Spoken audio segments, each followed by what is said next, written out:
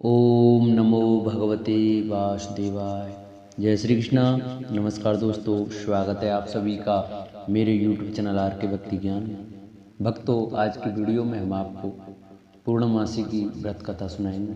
तो आइए भक्तों, हम अपनी कथा को प्रारंभ करते हैं। उससे पहले जो वक्त हमारे चैनल पर नए आए हैं, जिन्होंने अभी तक हमारे चैनल को सब्सक्राइब नहीं किया है, वो हमारे चैनल को सब्सक्राइब करें। वीडियो अच्छी लगे तो वीडियो को लाइक करें और कमेंट में ओम नमो भगवते वासुदेवाय अवश्य लिखें। मार्गशीर्ष मास की पूर्णिमा तिथि को मार्गशीर्ष पूर्णिमा कहा जाता है और इस व्रत का अपना एक विशेष महत्व है। लोग भगवान विष्णु का आशीर्वाद पाने के लिए इस पूर्णिमा के दिन व्रत उपवास करते हैं। साथ ही इस दिन दान करने से भी पुण्य फल प्राप्त होता है। अगर आप भी मार्गशीर्ष पूर्णिमा का व्रत कर रहे हैं तो जरूर सुने भगवान की यह व्रत कथा। द्वापर युग में एक समय की बात है कि यशोदा जी ने कृष्ण से कहा, हे कृष्ण, तुम सारे संसार के उत्पन्न करता, पोषक तथा उसके सहार करता हो। आज कोई ऐसा व्रत मुझसे कहो जिसके करने से मृत्यु लोक में स्त्रियों को विधवा होने का भय न रहे तथा यह व्रत सभी मनुष्यों की मनोकामनाएं पूर्ण करने वाला हो। श्री कृष्ण कहने लगे, हे माता, तुमने अति सुंदर प्रश्न किया है। मैं तुमसे ऐसे ही व्रत का सविस्तार कहता हूँ। सौभाग्य की प्राप्ति के लिए स्त्रियों को 32 पूर्णमासियों का व्रत करना चाहिए। इस व्रत के करने से स्त्रियों को सौभाग्य संपत्ति मिलती है। यह व्रत अचल सौभाग्य देने वाला एवं भगवान शिव के प्रति मनुष्य मात्र की भक्ति को बढ़ाने वाला है। यशोदा जी कहने लगी, हे कृष्ण, सर्वप्रथम इस व्रत को मृत्यु लोक में किसने किया था, इसके विषय में विस्तार पूर्वक मुझसे कहो। श्री कृष्ण जी कहने लगे, किस भूमंडल पर एक अत्यंत प्रसिद्ध राजा चंद्रहास से पालित अनेक प्रकार के रत्नों से परिपूर्ण कातका नाम की एक नगरी थी। वहां पर धनेश्वर नाम का एक ब्राह्मण था और उसकी अति सुशीला रूपवती पत्नी थी। दोनों ही उस नगरी में बड़े प्रेम के साथ रहते थे। घर में धन धान्य आदि की कमी नहीं थी। उनको एक बड़ा दुख था कि उनकी कोई संतान नहीं थी। इस दुख से वे अत्यंत दुखी रहते थे। एक समय एक बड़ा तपस्वी योगी उस नगरी में आया। वह योगी उस ब्राह्मण के घर को छोड़कर अन्य सब घरों से भिक्षा लेकर भोजन किया करता था। रूपवती से वह भिक्षा नहीं लिया करता था। उस योगी ने एक दिन रूपवती से भिक्षा न लेकर किसी अन्य के घर से भिक्षा लेकर गंगा किनारे जाकर भिक्षान्न को प्रेम पूर्वक खा रहा था कि धनेश्वर ने योगी का यह सब कार्य किसी प्रकार से देख लिया। अपनी भिक्षा के अनादर से दुखी होकर धनेश्वर योगी से बोला, महात्मन, आप सब घरों से भिक्षा लेते हैं परंतु मेरे घर की भिक्षा कभी नहीं लेते। इसका क्या कारण है? योगी ने कहा कि निसंतान के घर की भीख पतितों के अन्न के तुल्य होती है और जो पतितों का अन्न खाता है वह भी पतित हो जाता है। क्योंकि तुम निसंतान हो, अतः पतित हो जाने के भय से मैं तुम्हारे घर की भिक्षा नहीं लेता। धनेश्वर यह बात सुनकर अपने मन में बहुत दुखी हुआ और हाथ जोड़कर योगी के पैरों पर गिर पड़ा तथा आर्तभाव से कहने लगा, हे महाराज, यदि ऐसा है तो आप मुझको पुत्र प्राप्ति का उपाय बताइए। आप सर्वज्ञ हैं, मुझ पर अवश्य ही यह कृपा कीजिए। धन की कमी मेरे घर में कोई नहीं है परंतु मैं पुत्र न होने के कारण अत्यंत दुखी हूँ। आप मेरे इस दुख का हरण करें, आप सामर्थ्यवान हैं। यह सुनकर योगी कहने लगे, हे ब्राह्मण, तुम चंडी की आराधना करो। घर आकर उसने अपने स्त्री से यह सब वृतांत कहा और स्वयं तप के निमित्त वन में चला गया। वन में जाकर उसने चंडी की उपासना की और उपवास किया। चंडी ने 16वें दिन उसको स्वप्न में दर्शन दिया और कहा, हे धनेश्वर, जा तेरे पुत्र हो, परंतु वह 16 वर्ष की आयु में ही मृत्यु को प्राप्त हो जाएगा। यदि तुम दोनों स्त्री पुरुष 32 पूर्णमासियों का व्रत विधि पूर्वक करोगे तो वह दीर्घायु होगा। जितनी तुम्हारी सामर्थ्य हो आटे के दिए बनाकर शिव जी की पूजा करना, परंतु पूर्णमासी को 32 हो जाने चाहिए। प्रातःकाल आने पर इस स्थान के समीप ही तुम्हें एक आम का वृक्ष दिखाई देगा। उस पर तुम चढ़कर एक फल तोड़कर शीघ्र अपने घर ले जाना। अपनी स्त्री से यह वृत्तांत कहना। ऋतु स्नान के पश्चात वह स्वच्छ होकर श्री शंकर जी का ध्यान करके उस फल को खा लेगी। तब शंकर भगवान की कृपा से उसका गर्भ हो जाएगा। तब वह ब्राह्मण प्रातःकाल उठा तो उसने उस स्थान के पास ही एक आम का वृक्ष देखा, जिस पर एक अत्यंत सुंदर आम का फल लगा हुआ था। उस ब्राह्मण ने उस आम के वृक्ष पर चढ़कर उस फल को तोड़ने का प्रयत्न किया, परंतु वृक्ष पर कई बार प्रयत्न करने पर भी वह चढ़ न पाया। तब तो उस ब्राह्मण को बहुत चिंता हुई और विघ्न विनाशक गणेश जी की वंदना करने लगा। हे दयानिधि, अपने भक्तों के विघ्नों का नाश करके उनके मंगल कार्य को करने वाले, दुष्टों का नाश करने वाले, रिद्धि सिद्धि के देने वाले, आप मुझ पर कृपा करके इतना बल दें कि मैं अपने मनोरथ को पूर्ण कर सकूं। इस प्रकार गणेश जी की प्रार्थना करने पर उनकी कृपा से धनेश्वर वृक्ष पर चढ़ गया और उसने एक अति सुंदर आम का फल देखा। उसने विचार किया कि जो वरदान से फल मिला था यह वही है और कोई फल दिखाई नहीं देता। उस धनेश्वर ब्राह्मण ने जल्दी से उस फल को तोड़कर अपनी स्त्री को लाकर दिया और उस स्त्री ने अपने पति के कथानुसार उस फल को खा लिया और वह गर्भवती हो गई।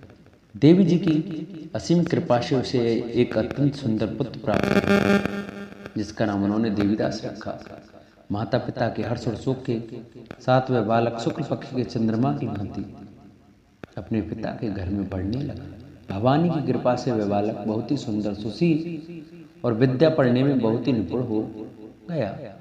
दुर्गा जी की आज्ञा अनुसार उसकी माता ने 32 पूर्णमासी का व्रत रखना प्रारंभ कर दिया था, जिससे उसका पुत्र बड़ी आयु वाला हो जाए। 16 वर्ष लगते ही देवीदास के माता पिता को बड़ी चिंता हो गई कि कहीं उनके पुत्र की इस वर्ष मृत्यु न हो जाए। इसलिए उन्होंने अपने मन में विचार किया कि यह दुर्घटना उनके सामने हो गई तो वे कैसे सहन कर सकेंगे। अस्तु उन्होंने देवीदास के मामा को बुलाया और कहा कि हमारी इच्छा है कि देवीदास 1 वर्ष तक काशी में जाकर विद्याध्ययन करे और उसको अकेला भी नहीं छोड़ना चाहिए, इसलिए साथ में तुम चले जाओ और 1 वर्ष के पश्चात इसको वापस लौटा लाना। सब प्रबंध करके उसके माता पिता ने काशी जाने के लिए देवीदास को एक घोड़े पर बैठाकर उसके मामा को उसके साथ कर दिया। किंतु यह बात उसके मामा या किसी और को नहीं कही। धनेश्वर ने सपत्नी अपने पुत्र की मंगल कामना तथा दीर्घायु के लिए भगवती दुर्गा की आराधना की और पूर्णमासियों का व्रत करना आरंभ कर दिया। इस प्रकार बराबर 32 पूर्णमासी का व्रत पूरा किया। कुछ समय पश्चात एक दिन वह दोनों मामा और भांजा मार्ग में रात्रि बिताने के किसी ग्राम में ठहरे हुए थे। उस दिन उस गांव में एक ब्राह्मण की अत्यंत सुंदरी, सुशीला, विदुषी और गुणवंती कन्या का विवाह होने वाला था। जिस धर्मशाला के अंदर वर और उसकी बारात ठहरी हुई थी, उसी धर्मशाला में देवीदास और उसके मामा भी ठहरे हुए थे। संयोगवश कन्या को तेल आदि चढ़ाकर मंडप आदि का कृत किया गया तो लगन के समय वर को धनुर्वात हो गया। अस्तु वर के पिता ने अपने कुटुंबियों से परामर्श करके निश्चय किया कि यह देवीदास मेरे पुत्र जैसा ही सुंदर है, मैं इसके साथ ही लगन करा दूं और बाद में विवाह के अन्यकार मेरे लड़के के साथ हो जाएंगे।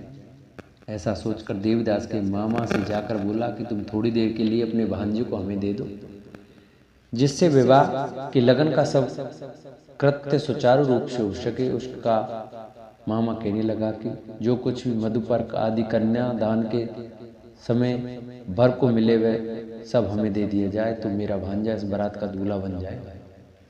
यह बात वर के पिता ने स्वीकार कर लेने पर उसने अपना भांजा वर बनने को भेज दिया और उसके साथ सब विवाह कार्य रात्रि में विधिपूर्वक संपन्न हो गया।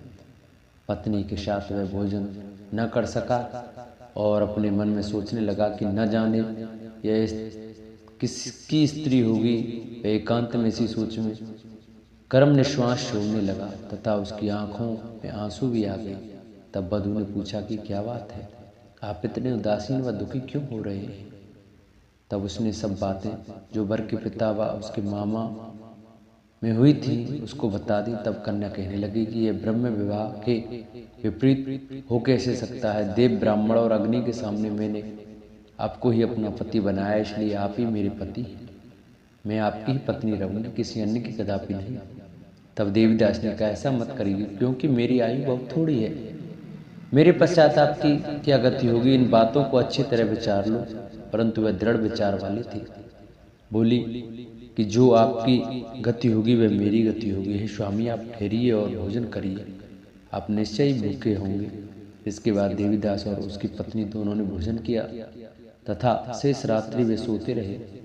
प्रातःकाल देवीदास ने अपनी पत्नी को 3 नगों से जड़ी हुई एक अंगूठी थी, एक रूमाल दिया और बोला, हे प्रिय, इसे लो और संकेत समझकर स्थिर चित्त हो जाओ। मेरा मरण और जीवन जानने के लिए एक पुष्प वाटिका बना लो, उसमें सुगंधी वाली एक नवमल्लिका लगा लो, उसको प्रतिदिन जल से सींचा करो और आनंद के साथ खेलो कूदो तथा उत्सव मनाओ। जिस समय और जिस दिन मेरा प्राणांत होगा ये फूल सूख जाएंगे, और जब ये फिर हरे हो जाएं तो जान लेना कि मैं जीवित हूँ। ये बात निश्चय करके समझ लेना, इसमें कोई संशय नहीं है। यह समझाकर वह चला गया। प्रातःकाल होते ही वहां पर गाजे बाजे बजने लगे, और जिस समय विवाह के कार्य समाप्त करने के लिए वर तथा सब बराती मंडप में आए तो कन्या ने वर को भली प्रकार से देखकर अपने पिता से कहा कि यह मेरा पति नहीं है, मेरा पति वही है जिसके साथ रात्रि मेरा पाणी ग्रहण हुआ था, इसके साथ मेरा विवाह नहीं हुआ है। यदि यह वही है तो बताइए कि मैंने इसको क्या दिया। मधुपर्क और कन्यादान के समय जो मैंने भूषण आदि दिए थे उन्हें दिखाए तथा रात में मैंने क्या गुप्त बातें कही थी वह सब सुनाए। पिता के ने उसके कथानुसार वर को बुलाया। कन्या की सब बातें सुनकर वह कहने लगा कि मैं कुछ नहीं जानता। इसके पश्चात लज्जित होकर वह अपना सब मुंह लेकर चला गया और सारी बारात भी अपमानित होकर वहां से लौट गई। भगवान श्री कृष्ण बोले, हे माता, इस प्रकार देवीदास काशी विद्याधन के लिए चला गया। जब कुछ समय बीत गया तो काल से प्रेरित होकर एक सर्परात्रि के समय उसको डसने के लिए वहां पर आया। उस विषधर के प्रभाव से उसके शयन का स्थान चारों ओर से विष की ज्वाला से विषैला हो गया, परंतु व्रतराज के प्रभाव से उसको काटने न पाया, क्योंकि पहले ही उसकी माता ने 32 पूर्णिमा का व्रत कर रखा था। इसके बाद मध्या के समय स्वयं काल वहां पर आया और उसके शरीर से उसके प्राणों को निकालने का प्रयत्न करने लगा, जिससे वह मूर्छित होकर पृथ्वी पर गिर पड़ा। भगवान की कृपा से उसी समय पार्वती जी के साथ शंकर जी वहां पर आ गए। उसको मूर्छित दशा में देखकर पार्वती जी ने भगवान शंकर से प्रार्थना की कि हे महाराज, इस बालक की माता ने पहले 32 पूर्णिमा का व्रत किया है, जिसके प्रभाव से हे भगवान आप इसको प्राण दान दें। भवानी के कहने पर भक्त वत्सल भगवान श्री शिव जी ने उसको प्राण दान दे दिया। इस व्रत के प्रभाव से काल को भी पीछे हटना पड़ा और देवीदास स्वस्थ होकर बैठ गया। उधर उसकी स्त्री उसके काल की प्रतिज्ञा किया करती थी। जब उसने देखा कि उस पुष्प वाटिका में पत्र पुष्प कुछ भी नहीं रहे तो उसको अत्यंत आश्चर्य हुआ, और जब वह वैसे ही हरी भरी हो गई तो वह जान गई कि वह जीवित हो गए हैं। यह देखकर वह बहुत प्रसन्न मन से अपने पिता से कहने लगी कि पिताजी, मेरे पति जीवित हैं, आप उनको ढूंढिए। वह 16वां वर्ष व्यतीत हो गया है तो देवीदास भी अपनी मामा के साथ काशी से चल दिया। इधर उसे ससुर उसको ढूंढने के लिए अपने घर से जाने वाले ही थे कि दोनों मामा भांजे वहां पर आ गए। उसको आया देखकर उसका ससुर बड़ी प्रसन्नता के साथ अपने घर में ले गए आया। उस समय नगर के निवासी भी वहां इकट्ठे हो गए और सबने निश्चय किया कि अवश्य इसी बालक के साथ इस कन्या का विवाह हुआ था। उस बालक को जब कन्या ने देखा तो पहचान लिया और कहा कि यह तो वही है जो संकेत करके गया था। तदुपरांत सभी कहने लगे कि भला हुआ जो यह आ गया, और वह सब नगरवासियों ने आनंद मनाया। कुछ दिन बाद देवीदास अपनी पत्नी और मामा के साथ अपने ससुर के घर से बहुशा उपहारादि लेकर अपने घर के लिए प्रस्थान किया। जब वह अपने गांव के निकट गया तो कई लोगों ने उसको देखकर उसके माता पिता को पहले ही जाकर खबर दे दी कि तुम्हारा पुत्र देवीदास अपनी पत्नी और मामा के सहित आ रहा है। ऐसा समाचार सुनकर पहले तो उनकी बात का समर्थन किया तो उनको बड़ा आश्चर्य हुआ, लेकिन थोड़ी देर में देवीदास ने आकर अपने माता पिता के चरणों में अपना सिर रखकर प्रणाम किया और उनकी पत्नी ने अपने सास ससुर के चरणों को स्पर्श किया तो माता पिता ने अपने पुत्र और पुत्रवधू को अपने हृदय से लगा लिया और दोनों ही आंखों में प्रेमाश्रु बह चले। अपने पुत्र और पुत्र वधू के आने की खुशी में धनुष ने बड़ा भारी उत्सव किया और ब्राह्मणों को भी बहुत सी दान दक्षिणा देकर प्रसन्न किया। श्री कृष्ण जी कहने लगे, इस प्रकार धनेश्वर 32 पूर्णिमाओं के व्रत के प्रभाव से पुत्रवान हो गया।